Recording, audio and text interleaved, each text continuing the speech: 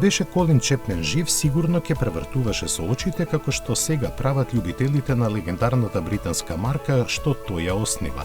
Но затоа голем број потенцијални купувачи со радост ја дочекува новата електрична лимузина на Lotus наречена Емеја.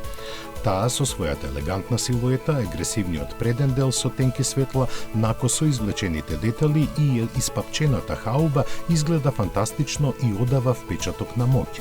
Со право, бидејќи ќе располага со два електромотора со 905 коњски сили и погон на сите тркала, ќе биде способна за забрзување до 100 км на час за 2,8 секунди и максимална брзина од најмалку 250 км на час.